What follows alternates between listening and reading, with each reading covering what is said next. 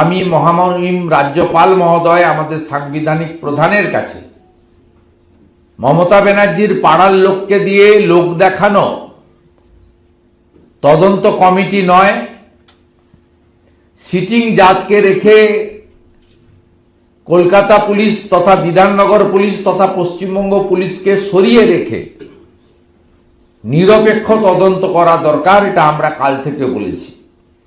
অবিলম্বে সুজিত বোস এবং অরূপ বিশ্বাসকে বরখাস্ত এবং গ্রেপ্তারের কথা বলা হয়েছে এবং সমস্ত অর্থ টিকিটের দাম হিসেবে মেসিকে দেখানোর প্রতিশ্রুতি দিয়ে যে অর্থ সংগ্রহ করা হয়েছে সেই অর্থ ফেরত দেওয়ার দাবি করেছি দ্রুততার সঙ্গে। কালীঘাটের লোককে দিয়ে এই তদন্ত আমরা মানি না, এই তদন্ত নিরপেক্ষভাবে হবে না, সিটিং কোনো জাজকে দিয়ে এই ঘটনার তদন্ত করাতে হবে। আপনি কি বলবেন? আমি বলবো উনিই বলতে পারবেন, উনি তো বলেই দিয়েছেন, আমি আবার কি বলবো। সব রিপোর্ট পাবো, সবার সঙ্গে আলোচনা হয়েছে, আরো আমাদের আলোচনা করতে হবে, আরো ডেপথে যেতে হবে। সব অ্যাসপেক্টগুলোই তদন্ত করা হবে। তদন্তের পরে যখন রিপোর্ট আসবে আপনিও পাবেন, আপনাদেরকেও জানাবো। এখন তো আজকে প্রথম দিন আছে, প্রথম দিন আমরা আগে যে স্টেডিয়ামের কি অবস্থা আছে ওটা আমরা দেখে গেলাম। প্রাথমিকভাবে আলোচনা হয়েছে। এখন এত একদিনে তো সব জিনিস বলা যাবে না, একটু সময় দিন, সময় দেওয়ার টিকিটের টাকা রিফান্ডের ব্যাপারটা নিয়ে কি আপনারা দেখবেন? যে সব প্রশ্নের উত্তর আমরা রিপোর্টে দেব।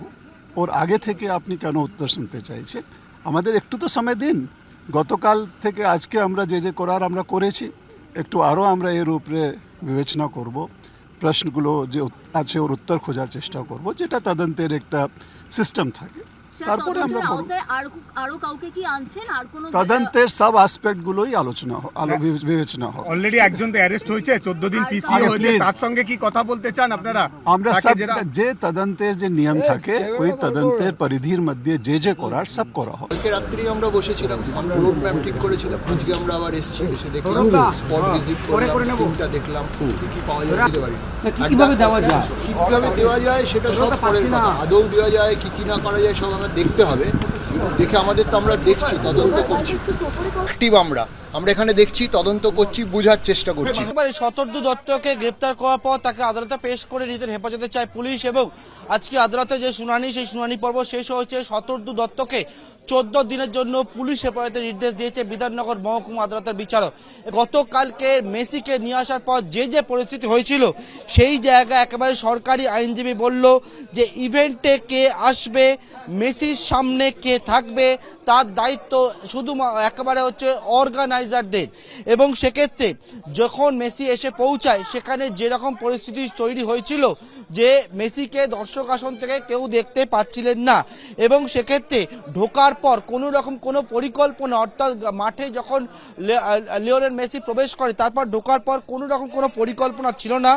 দর্শকদের দেখানোর দায়িত্বটা হচ্ছে অর্গানাইজারদের এবং তার পরিবর্তে তার লোক অর্থাৎ অর্গানাইজারদের ওপর দায়িত্ব দিয়ে সরকারি আইনজীবী যে বিষয়টা বললেন যে তার লোক অর্থাৎ শতর্দু দত্তর লোকেরাই ঘিরে রেখেছিল হচ্ছে লিওনেল মেসিকে। এবং এক্ষেত্রে যে ভাঙচুরের ঘটনা ঘটে এবং তাতে বেশ কয়েকজন পুলিশ কর্মী গুরুতরভাবে আহত হয়েছে এবং এক্ষেত্রে কিন্তু একেবারে পরিষ্কার করে বলা হলো মোট 10টা গ্রাউন্ড উল্লেখ করা হয়েছে। সেই 10টা গ্রাউন্ডের পরিপ্রেক্ষিতেই হচ্ছে শতর্দু দত্তকে নিজেদের হেফাজতে নেওয়ার প্রয়োজন রয়েছে এবং তদন্ত একেবারে ইনিশিয়াল স্টেজে রয়েছে বলে একেবারে সরকারি আইনজীবী সেই বিষয়টা উল্লেখ করেন আদালত কক্ষে। এবং সেক্ষেত্রে বলেন যে অন্য কোনো অ্যাকুইজ যারা রয়েছে, যারা আরও এই অভিযুক্ত রয়েছে তাদের খোঁজ করতে হবে, এনাকে জিজ্ঞাসাবাদ করতে হবে, একাধিক এভিডেন্স কালেক্ট করতে হবে। এবিপি আনন্দ, এগিয়ে থাকে, এগিয়ে রাখে।